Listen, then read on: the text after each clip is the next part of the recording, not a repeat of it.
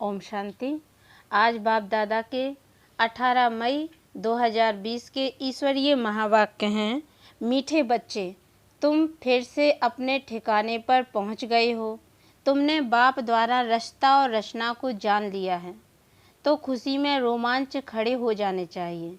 प्रश्न: इस समय बाप तुम बच्चों का श्रृंगार क्यों कर रहे हैं? उत्तर: क्योंकि अभी हमें सज धजकर विष्णुपुरी ससुर घर में जाना है। हम इस ज्ञान से सजकर विश्व के महाराजा महारानी बनते हैं। अभी संगम युग पर हैं। बाबा टीचर बनकर पढ़ा रहे हैं, पियर घर से ससुर घर ले जाने के लिए। गीत: आखिर वह दिन आया आज। ओम शांति। मीठे मीठे स्वीट चिल्ड्रन, मीठे मीठे सिकी लदे बच्चों ने गीत सुना। तुम बच्चे ही जानते हो कि आधा कल्प जिस मासूक को याद किया है, आखिरीन वह मिले हैं। दुनिया यह नहीं जानती कि हम कोई आधा कल्प भक्ति करते हैं, मासूक बाप को पुकारते हैं। हम आशिक हैं, वह मासूक है, यह भी कोई नहीं जानते। बाप कहते हैं, रावण ने तुमको बिल्कुल ही तुच्छ बुद्धि बना दिया है, खास भारतवासियों को। तुम देवी देवता थे, यह भी भूल गए हो, तो तुम तुच्छ बुद्धि हुए।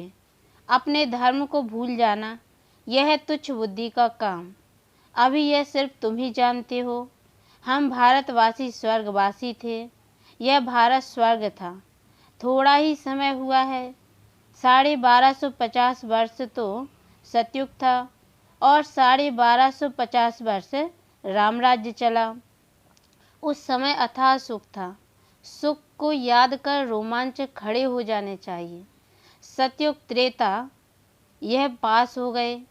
सतयुग की आयु कितनी थी, यह भी कोई नहीं जानते। लाखों वर्ष कैसे हो सकती है? अभी बाप आकर समझाते हैं, तुमको माया ने कितना तुच्छ बुद्धि बना दिया है। दुनिया में कोई अपने को तुच्छ बुद्धि समझते नहीं है।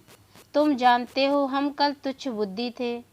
अभी बाबा ने इतनी बुद्धि दी है, जो रचता और रचना के आदि मत दंत को हम जान गए हैं। कल नहीं जानते थे, आज जाना है।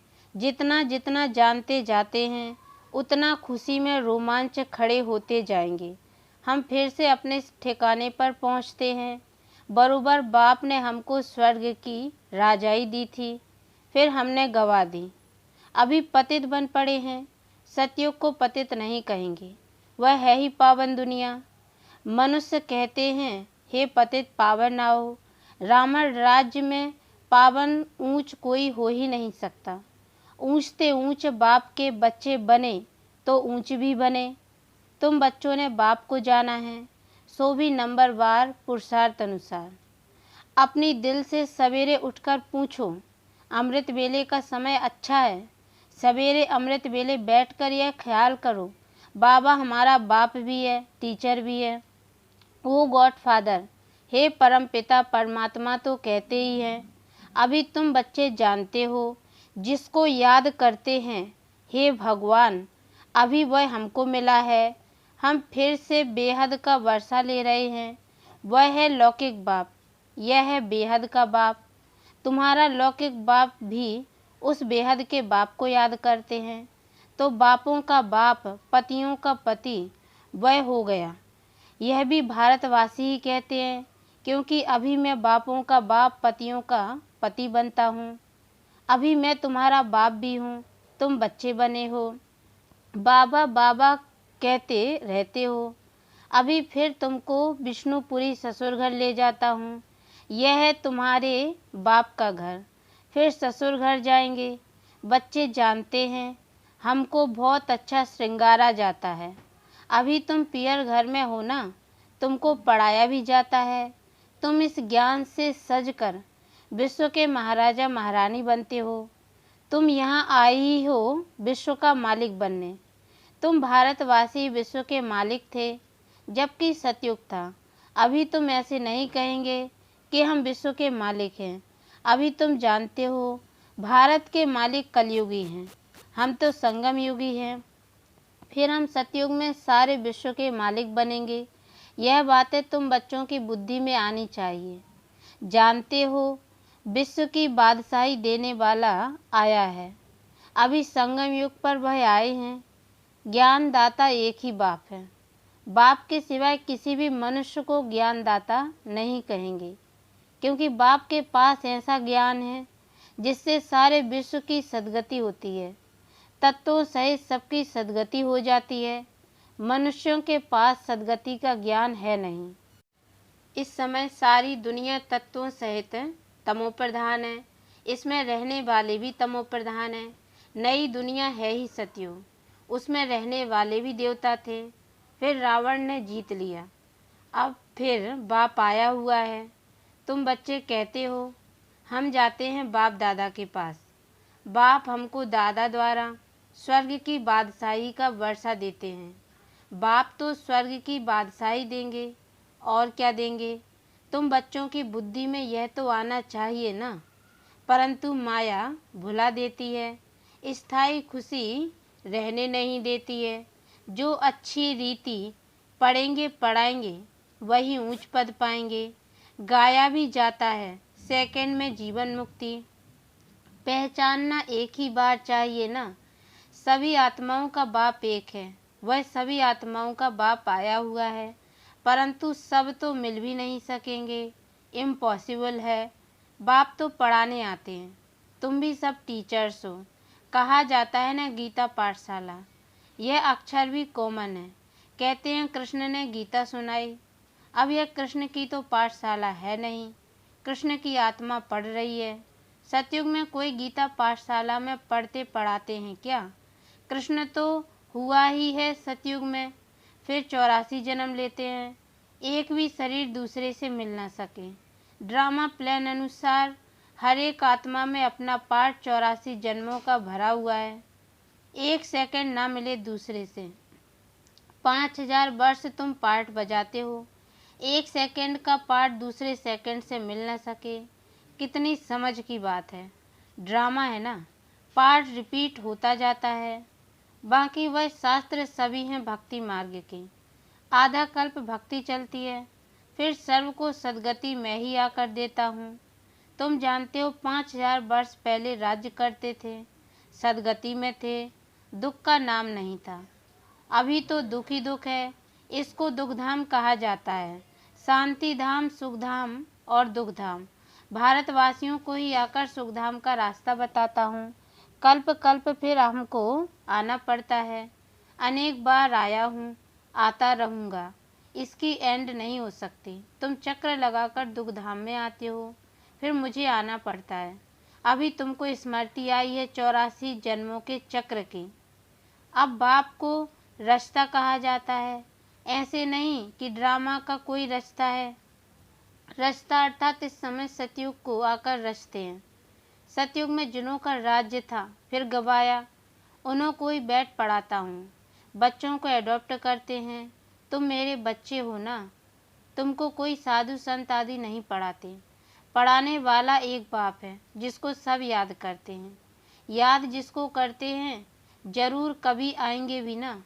यह भी किसको समझ नहीं है कि याद क्यों करते हैं, तो जरूर पतित पावन बाप आते हैं।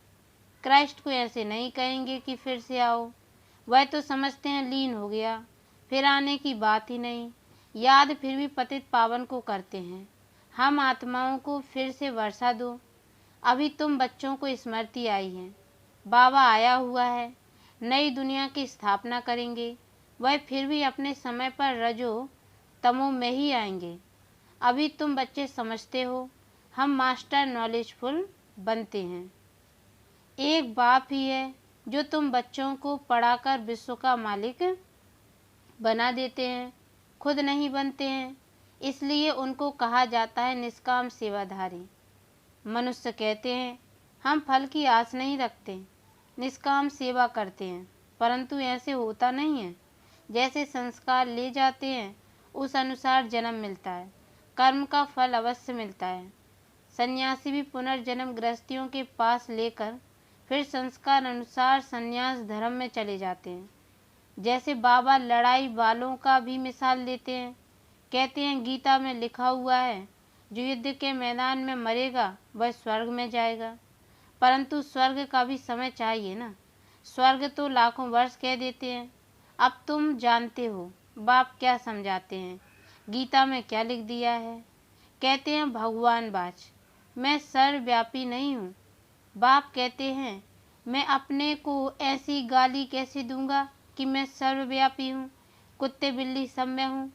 मुझे तो ज्ञान सागर कहते हो, मैं अपने को फिर यह कैसे कहूँगा? कितना झूठ है।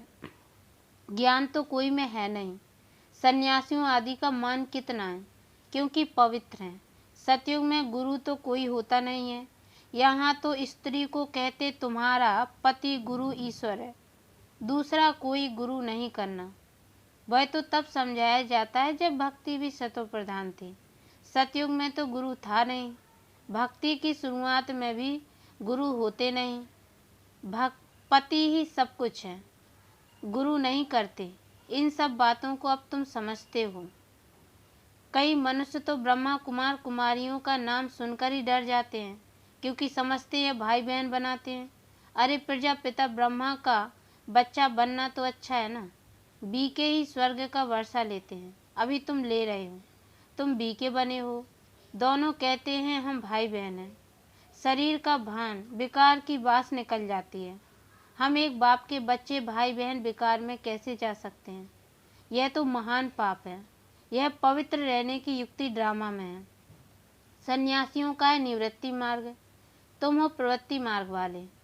अब तुम्हें इस छीछी दुनिया की रस्म रिवाज को छोड़कर इस दुनिया को ही भूल जाना है। तुम स्वर्ग के मालिक थे, फिर रावण ने कितना छीछी बनाया है, यह भी बाबा ने समझाया है। कोई कहे हम कैसे माने कि हमने 84 जन्म लिए हैं। 84 जन्म लिए हैं यह तो हम अच्छा कहते हैं ना। 84 जन्म नहीं लिया तो ठहरेगा ही नहीं। समझा जाता है यह देवी देवता धर्म का नहीं है, स्वर्ग में आ नहीं सकेगा। प्रजा में भी कम पद लेंगे। प्रजा में भी अच्छा पद कम पद है ना।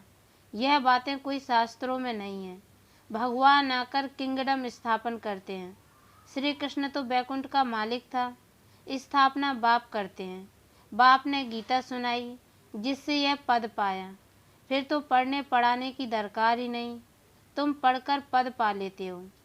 फिर थोड़े ही गीता का ज्ञान पढ़ेंगे, ज्ञान से सदगति मिल गई। जितना पुरुषार्थ उतना ऊंच पद पाएंगे। जितना पुरुषार्थ कल्प पहले किया था वह करते रहते हैं। साक्षियों देखना है, टीचर को भी देखना है। इसने हमको पढ़ाया है, हमको इनसे भी होशियार होना है। मार्जिन बहुत है, कोशिश करनी है ऊंच से ऊंच बनने की। मूल बात है तमो प्रधान से सतो प्रधान बनना है। यह समझने की बात है ना। गृहस्थ व्यवहार में भी रहना है, बाप को याद करना है तो पावन बन जाएंगे। यहाँ सब पतित हैं, इसमें भी दुख ही दुख है। सुख का राज्य कब था यह किसको पता नहीं है। दुख में कहते हैं हे भगवान हे राम, यह दुख क्यों दिया? अब भगवान तो किसको दुख देते नहीं, रावण दुख देते हैं।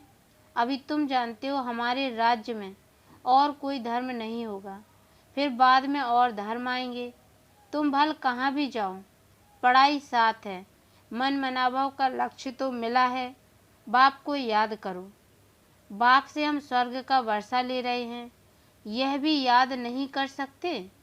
यह याद पक्की चाहिए, तो फिर अंतमति सो गति हो जाएगी। अच्छा, मीठे मीठे सिक्की लदे बच्चों प्रति माता पिता बाप दादा का याद प्यार और गुड मॉर्निंग। रूहानी बाप की रूहानी बच्चों को नमस्ते, और हम रूहानी बच्चों की ओर से भी रूहानी माता पिता बाप दादा को याद प्यार और गुड मॉर्निंग। बाबा नमस्ते नमस्ते नमस्ते। धारणा के लिए मुख्य सार है। पहली पॉइंट है सवेरे सवेरे अमृत वेले उठ ख्याल करना है। बाबा हमारा बाप भी है, टीचर भी है। अभी बाबा आया है हमारा ज्ञान रत्नों से श्रृंगार करने। वह बापों का बाप पतियों का पति है। ऐसे ख्याल करते अपार खुशी का अनुभव करना है। दूसरी पॉइंट है हर एक के पुरुषार्थ को साक्षी होकर देखना है। ऊंच पद की मार्जिन है, इसलिए तमो प्रधान से सतो प्रधान बनना है। वरदान, संगम युग पर प्रत्यक्ष फल द्वारा शक्तिशाली बनने वाली सदा समर्थ आत्मा भव। डिटेल, संगम युग पर जो आत्माएं बेहद सेवा के निमित्त बनती हैं, उन्हें निमित्त बनने का प्रत्यक्ष फल शक्ति की प्राप्ति होती है। यह प्रत्यक्ष फल ही श्रेष्ठ युग का फल है। ऐसा फल खाने वाली शक्तिशाली आत्मा किसी भी परिस्थिति के ऊपर सहज ही विजय पा लेती है। वह समर्थ बाप के साथ होने के कारण व्यर्थ से सहज मुक्त हो जाती है। जहरीले सांप समान परिस्थिति पर भी उनकी विजय हो जाती है। इसलिए यादगार में दिखाते हैं कि श्री कृष्ण ने सर्प के सिर पर डांस किया। स्लोगन है, पास विद ऑनर बनकर पास्ट को पास करो और बाप के साथ पास रहो। अच्छा, ओम शांति।